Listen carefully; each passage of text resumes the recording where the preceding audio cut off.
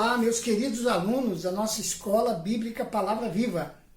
Nós estamos compartilhando com vocês acerca do nosso curso Doenças do Nosso Século. É o tema da nossa série de aulas deste módulo da Escola Bíblica Palavra Viva. E nós já falamos sobre as doenças intrapessoais, já tratamos delas com vocês. Falamos sobre orgulho e vaidade e vimos quais são os problemas provocados pelo orgulho e pela vaidade e como tratar com esses problemas. Também falamos de egoísmo e avareza, dois pecados muito graves na palavra de Deus, tendo em vista que o Senhor, ele chega a dizer que aquele que é avarento é idólatra. Então, a idolatria é um pecado muito grave, muito sério. Nós vimos como que Mamon influencia as pessoas para que elas sejam avarentas e deixem de prestar adoração a Deus para adorar a Mamon e indiretamente adorar ao diabo. E vimos como tratar com a avareza, né? Como que nós podemos tratar com a avareza e com o egoísmo. E falamos também da incontinência, que é uma das graves doenças que afeta as pessoas que vivem no nosso tempo. E tratamos a questão da homossexualidade, procuramos falar de uma maneira ética e bíblica para que você possa entender a relação que há entre este comportamento, e não somente este, mas outros também, e a incontinência, né? E falamos sobre as três práticas que são a resposta à incontinência: a moderação, o autocontrole e a disciplina. Entramos na área social e estamos trabalhando com a desobediência aos pais. E já falamos sobre todos os problemas que envolvem a desobediência, né? Falamos sobre a questão da rebelião, né, que vem crescendo no coração dos filhos da nossa geração. E agora vamos tratar também sobre como que a Bíblia nos ensina a tratar com os nossos filhos. A Bíblia traz sérias asseverações sobre como os pais devem tratar os seus filhos. Vamos ver como nós podemos vencer a rebeldia dos filhos através das sábias instruções da palavra de Deus. Primeiramente, vamos para Deuteronômio capítulo 6, versículos 6 e 7. E essas palavras que hoje te ordeno estarão no teu coração, e as ensinarás a teus filhos, e dela falarás sentado em tua casa e andando pelo caminho, ao deitar-te e ao levantar-te. A palavra de Deus nos exorta a encher o nosso coração, ou seja, o nosso espírito, com a palavra de Deus. Se o nosso coração se encher com a palavra, meus irmãos, nós já teremos andado um bom caminho na direção do segundo item que nos orienta, que é ensinar a palavra aos nossos filhos. Então veja só, como que eu posso ensinar algo do qual eu não tenho pleno conhecimento? Então primeiro é preciso que os pais encham o seu coração com a palavra, meditem na palavra, leiam, estudem, compartilhem entre si, participem de estudos bíblicos, sejam fiéis aos cultos na sua igreja, leiam bons livros que tratam de estudos da palavra, né? Hoje existem bons livros, comentários bíblicos, né, que nos ensinam a palavra. Então, primeiro, nós temos que encher o nosso coração da palavra. Aí, então, nós vamos poder ensinar os nossos filhos. Bom, uma vez que nos enchemos da palavra, então vamos ensinar a palavra aos nossos filhos, seguindo a seguinte orientação. Primeiro, devemos aproveitar todas as oportunidades para ensinar a palavra. Eu vejo que muitos pais ficam, às vezes, se perguntando: como que eu posso ensinar a palavra para meu filho? Meu filho é adolescente, não quer sentar comigo para estudar a palavra. Então, nós precisamos ser criativos, entendeu? é preciso ser criativo e aproveitar todos os momentos com seu filho para, de maneira inteligente, perspicaz, colocar a palavra de Deus para ele. Deus, ele não está mandando nos colocar nossos filhos numa sala de aula e oferecermos a eles lições bíblicas. Ele nos exorta a compartilhar a palavra quando estivermos sentados na sala em conversas familiares ou com um deles numa conversa mais particular, quando estivermos levando-os para a escola, ou quando eles vão se deitar, ou quando se levantam durante o café da manhã. Então há vários momentos em que nós podemos ensinar a palavra para os nossos filhos. Eu, por exemplo, tenho costume, gosto muito, de reunir meus filhos aos domingos para almoçarmos juntos. Hoje nós temos 2 filhos casados, já têm a sua casa, não moram mais com a gente. Então nós nos reunimos. E normalmente, depois do almoço, enquanto estamos sentados na mesa, comendo uma sobremesa, tomando um cafezinho pós-almoço, começam a surgir as perguntas da Bíblia. Nós introduzimos a palavra em assuntos aleatórios que conversamos, e com isso eu vou atualizando eles com relação às coisas concernentes ao reino de Deus. Isso de uma forma amigável, sem forçar, sem impor, apenas conversando. E quantos momentos nós temos com nossos filhos? Se somos uma família cristã, uma família que obedece certos princípios de comunhão e relacionamento, sempre haverá momentos em que poderemos compartilhar a palavra com nossos filhos. Agora, mas pastor, eu sou convertido recentemente e nossa família não tem esse costume que você está dizendo. Comece devagarinho a mudar os costumes. Tem que ser devagar. Não é uma coisa que vai acontecer do dia para a noite, mas é possível. É possível nós introduzirmos práticas no nosso relacionamento como família, no qual vamos introduzir a palavra de Deus. Sem ser piegas, sem ser religioso, sem ser chato. É possível sim. Todos os momentos são propícios para o ensino da palavra. Em segundo lugar, vamos falar sobre o Salmo 127, versículos 3 e 5. A 5. Eis que os filhos são herança da parte do Senhor, e o fruto do ventre, o seu galardão. Como flechas na mão de um homem valente, assim os filhos da mocidade. Bem-aventurado o homem que enche deles a sua aljava. Não serão confundidos quando falarem com seus inimigos à porta. O salmista afirma que os filhos são herança do Senhor. Não são minha herança. Eles são herança do Senhor. Isso significa que criamos filhos para Ele.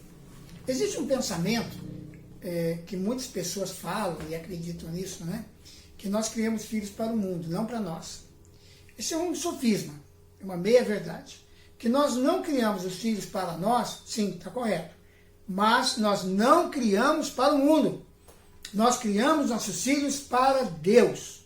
Eles são herança do Senhor. Não são para o mundo e nem para o diabo. Eles são para Deus.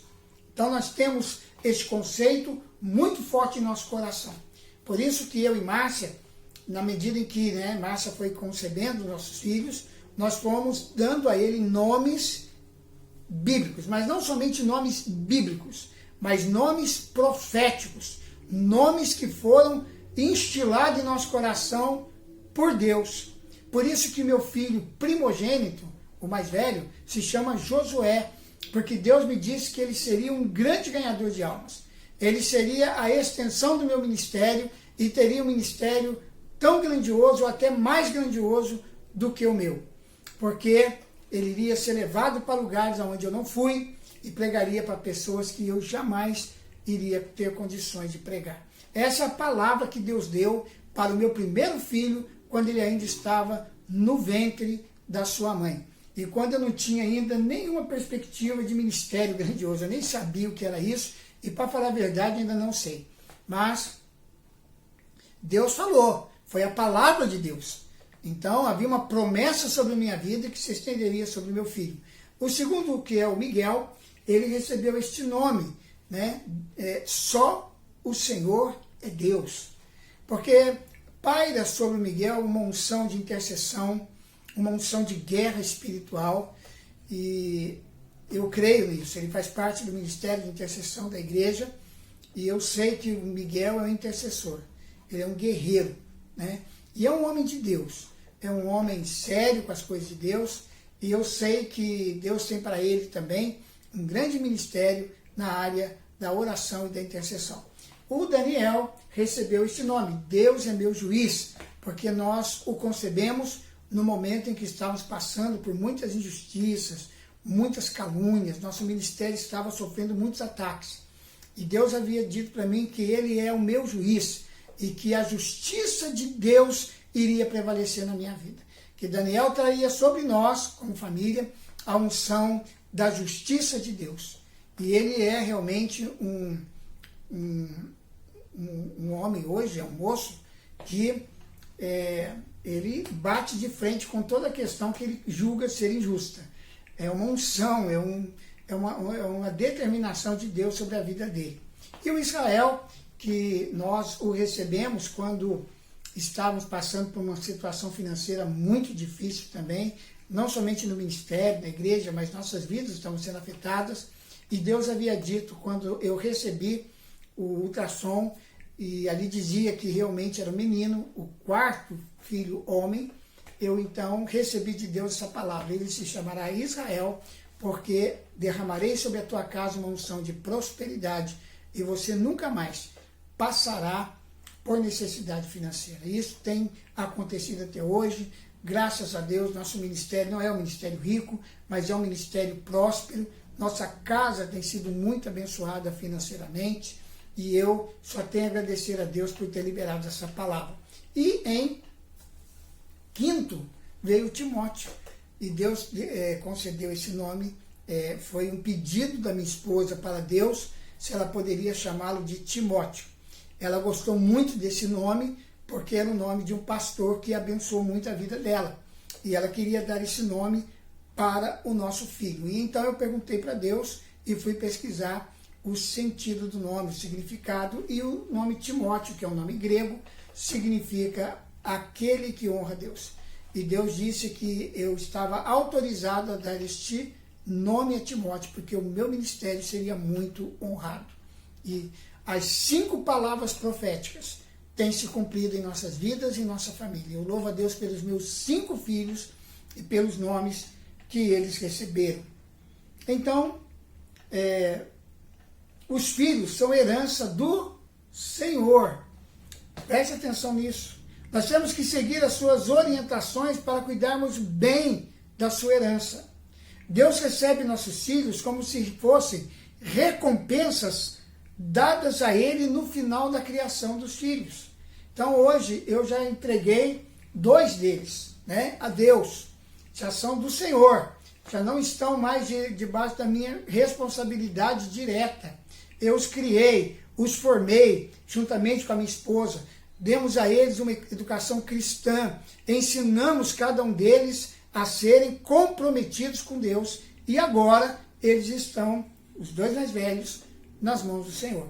Devemos recompensar a Deus com filhos bem criados, bem educados e preparados para realizar a obra que Deus destinou para eles. Desta forma, os filhos serão como flechas na mão de um valente guerreiro. Chegará o dia em que os lançaremos em direção ao alvo que Deus estabeleceu para eles. Assim, é feliz o homem que enche sua aljava de flechas, pois quando os adversários vierem, não serão capazes de sobrepujar o pai de muitos filhos. Há 2 aspectos interessantes nesse texto que eu gostaria de apontar antes de encerrar esta aula e o comentário desse texto. Primeiro, numa aljava cabia 7 flechas. 7 é um número que na Bíblia significa algo completo. É o número da completude. Algo que foi perfeitamente encerrado. Eu penso que com isso Deus quer dizer que cada casal deve completar um número de filhos determinado por Deus. Não necessariamente 7, mas o número ideal para cada casal. No meu caso, com minha esposa, foram 5 filhos. esse é o número que coube na minha aljava.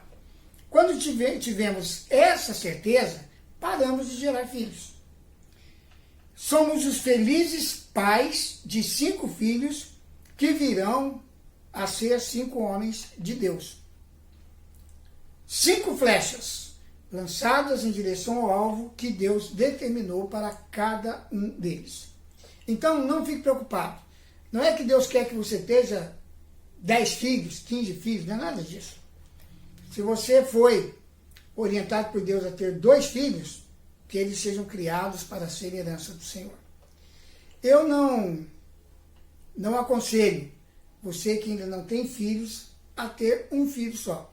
Algumas pessoas acabam tendo que ter, porque tiveram problemas na concepção do primeiro filho, e aí então não se sentiram encorajadas a ter o segundo, né? Ou até não puderam mesmo ter, né? Devido ao problema que foi desenvolvido. E claro que Deus entende isso, e vai dar uma graça especial para você criar o seu filho. Mas realmente é mais difícil, geralmente a criança tem um pouco de dificuldade no desenvolvimento por não ter com quem se sociabilizar no desenvolvimento da sua primeira infância. Aí depois ela vai para a escola, faz amizades, mas sempre, na maioria dos casos, há algum tipo de problema com relação a isso. Bom, em segundo lugar, eu quero falar um pouco sobre os inimigos que vão pleitear a porta. No contexto do antigo Israel, as demandas judiciais eram cobradas na porta da cidade. Ali os juízes se posicionavam e julgavam as demandas entre os habitantes da cidade. Quando um homem devia um determinado valor e não conseguia pagar, mas ele tinha muitos filhos para sustentar, obrigatoriamente ele seria perdoado da dívida. É este o significado da frase: os adversários não pleitearão com eles a porta. Em outras palavras, quanto mais filhos, mais probabilidade de uma dívida ser perdoada. Com isso, a Bíblia nos mostra que os filhos são bênçãos de Deus e devem ser preparados para Deus. Não criamos filhos nem para o mundo, nem para o diabo, criamos filhos para Deus. Amém? Continuaremos na nossa próxima aula. O próximo vídeo vai tratar de Provérbios 22, 6. E vamos falar um pouco sobre instruir o menino no caminho em que ele deve andar. Ok? E aí então vamos concluir esta parte, essa aula, e depois vamos falar de um outro problema muito sério, uma outra doença, que é a ingratidão, ok? Esse vai ser mais ou menos o conteúdo da nossa próxima aula, nessa lição sobre doenças sociais. Muito obrigado por estar comigo, eu te agradeço muito, que Deus abençoe a sua casa, a sua família, os relacionamentos entre você e seus filhos, sejam todos eles cuidados e protegidos pelo Senhor. E, por favor, que Deus o capacite para que você possa ensinar a palavra de Deus para o seu filho. Enche o teu coração com a palavra e ministre a palavra também para os seus filhos. E crie os seus filhos para serem herança do Senhor. Eles pertencem a Deus. E que Deus o abençoe e te dê sabedoria e graça para que você possa educar seus filhos como herança do Senhor e para a glória de Deus. Um forte abraço e, por favor, não esqueça, se você gostou, curta o nosso vídeo, inscreva-se no nosso canal. Precisamos de 3 inscrições para chegarmos a 100 pessoas inscritas. Glória a Deus, estamos chegando lá. E se você ainda não se inscreveu, dê um toquezinho lá, é um clique e você já está inscrito no canal, vai receber as atualizações todas as semanas. Nós postamos em torno de 3 vídeos no canal e você vai ficar atualizado e vai acompanhar os nossos cursos. E também compartilhe o vídeo com todas as pessoas que você puder. Um forte abraço para você, meu querido irmão, minha querida irmã, e esteja conosco. Em breve, novo vídeo, mais uma aula do curso O Ser Humano e Doenças do Nosso Século, na nossa escola bíblica Palavra Viva. Um abraço e até lá.